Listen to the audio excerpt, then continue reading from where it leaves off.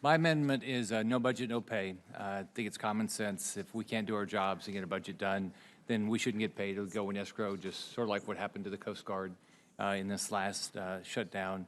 You know, I like some of us, we came from state government, and you know, it just didn't happen. You know, you had to stay, similar to what I think Senator Langford said. You had to stay until you got something done. Actually, in Florida, my understanding was if they didn't show up and do the budget, I just got to basically continue to spend under emergency order. But I just believe it's what happens in business. If you don't do your job in business, you don't get paid, and the same thing should happen here. Any further discussion, Senator Portman? Let me just ask the author if I could. I like it. Are you offering this as a substitute amendment, or is this in addition to the travel ban and the lack of legislative action here on the floor? To the existing bill. So it adds to it. Okay. Yeah. I'm, you know, again, I support it, but I've expressed my concerns earlier about the underlying bill. So if you can do it as a substitute, I could be supporting. Senator Paul, then Senator Sinema. Yeah, I think this creates a two-tiered system where the wealthy members won't be affected by this at all. You know, one member of Congress from my state donates his whole salary and doesn't need his salary at all, and then other middle-class members who this will affect. So I think in the end, you get a two-tiered system where the wealthy people will vote however they want to, and you'll put extra pressure on those who are middle-class. So I don't think it's a good idea. And the other thing is, you know, are any of us not doing our job? We have a dispute. Disputes need to be resolved.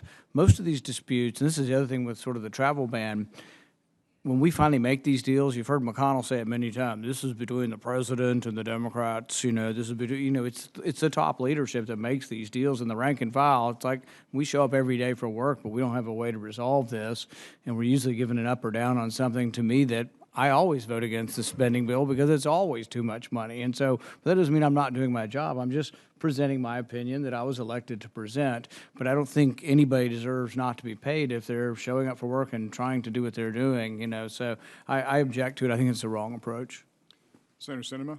Thank you. First, Senator Paul, that was a pretty decent McConnell impersonation.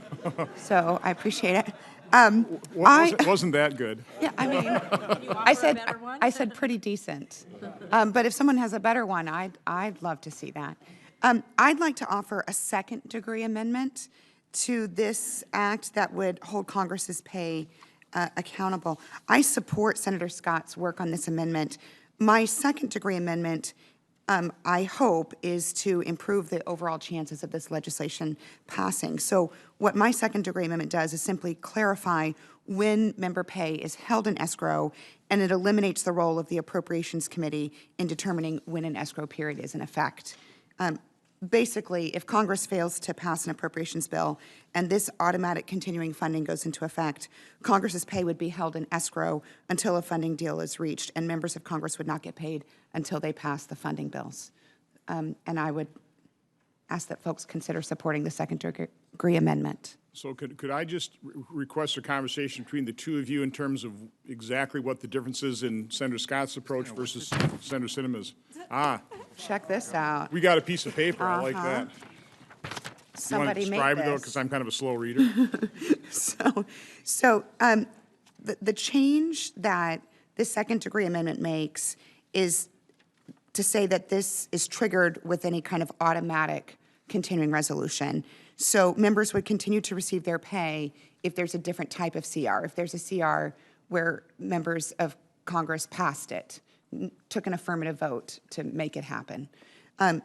This would put the money of members' pay into escrow, and members would receive their pay when the automatic continuing resolution ends, or whenever the Congress takes action to change the funding situation. Another difference would be that this would be enacted immediately, and it would apply to this Congress and to future Congresses, whereas Senator Scott's amendment would be effective February of 2021. So this would move it up faster, and it would, the intent is to tighten the language about when the escrow would apply. Does that make sense? So, can I respond? On when to take effect, I was trying to make sure we don't run afoul of the 27th Amendment of the Constitution, which says that the no law varying the compensation for the services the senators and representatives shall take effect until an election of representatives shall have intervened. So I'm trying to make sure it's constitutional, so I waited to take effect until 2021, until there's another election. That's a good point. That the amendment, neither the second degree amendment nor the original amendment affect compensation. They simply put it in escrow, and then you receive the compensation at the end of the disputed period. So I don't think that the 27th Amendment is triggered because it does not impact that. The key difference, I think, is that Senator Scott's amendment would trigger the escrow anytime there's a continuing resolution. To the next CR.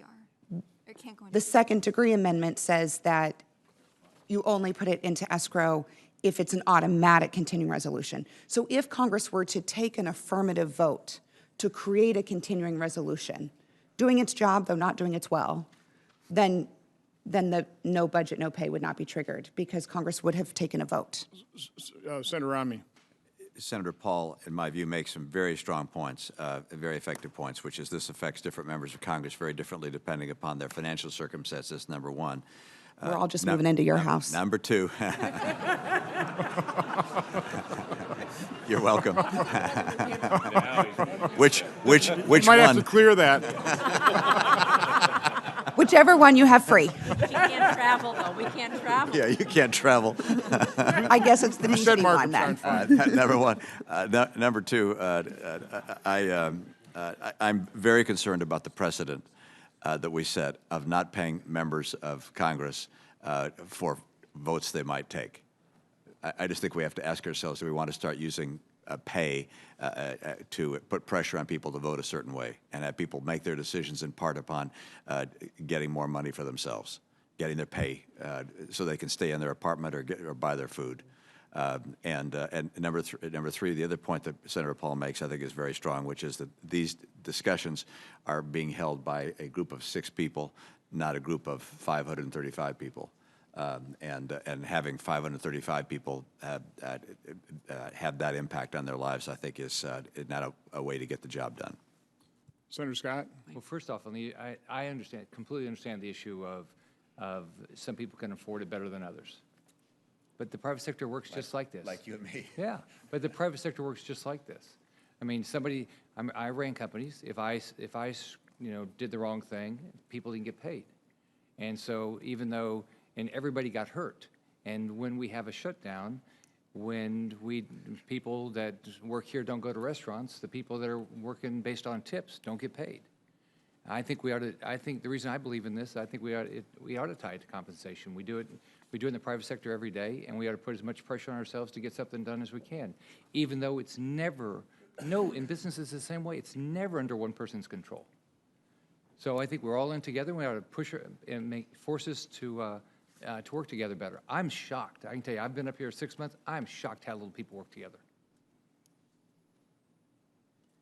Senator Langford? This issue, what I hope brings is the conversation and then conclusion on the end. My concern is that when we get into the pay area, what Senator Paul had mentioned and what Senator Romney has mentioned as well, I believe is true, depending on member to member. What Senator Hassan and I were looking for is what's universal to all members? Time. That is the one universal commodity that we all think is precious, no matter how much your income is or your portfolio is. The pressure to be able to be here and to say we're going to stay here and work together is a really powerful motivator. And I have seen us before, though it is a small group that gets into the room and starts settling things and rank and file or arguing on it, when we're here all over their shoulder saying, how about this idea, how about this idea, how about this idea, it moves. So I would just encourage us to stick to the greatest motivator, and that is the loss of time as the motivator rather than finance. Let me quick reiterate what I said at the onset in this, is I agree and I would support, separately what Senator Scott is talking about, but I'm highly sympathetic with what Senator Romney, Senator Langford, and Senator Paul are talking about as well. So I'm looking for the areas of agreement to get a result. So I'm going to vote no on this amendment, and I'm going to encourage all of our members to vote no on both the second-degree amendment and this amendment, so we can leave the Langford-Hassan bill pretty much unadulterated to move forward, working out the national security implications, the travel restrictions out of administration, which I think are problematic, and I hope we can come to a conclusion. But I really do think no budget, no pay is something very difficult for members to vote against. I mean, self-flagellation is publicly, popular. I mean, I get that. But I'm happy to vote no because I want to get a result, because I think the importance of ending government shutdown far exceeds, how the public might view my vote on this particular amendment. So again, I don't disagree with the amendment, but I'm going to vote no, and I really do strongly encourage other members to vote no on both the substitute amendment and the underlying amendment. Senator Scott, real quick.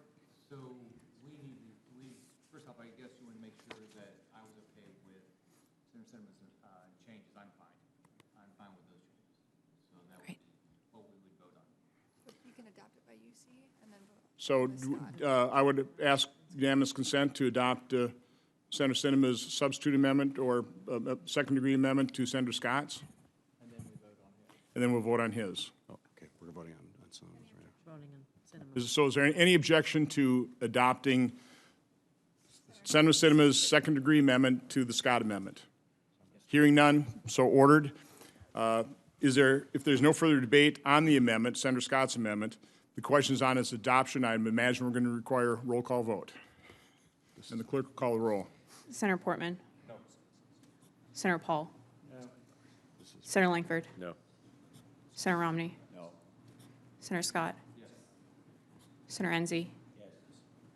Senator Hawley? Yes. Senator Peters? Yes. Senator Carper? Yeah. Yes by proxy? Senator Hassan? Yes. Senator Harris? Yes by proxy? Senator Sinema? Yes. Senator Rosen? Yes. Senator Johnson? Can you tell me what the vote total is right now? 1, 2, 3. Now, listen, I said I was going to vote no. No. No, okay. Mr. Chairman, on the vote of those present, the yeas are 7, the nays are 5. On the vote by proxy, the yeas are 2, the nays are 0. On this vote, the yeas are 9, and the nays are 5, and the amendment is agreed to.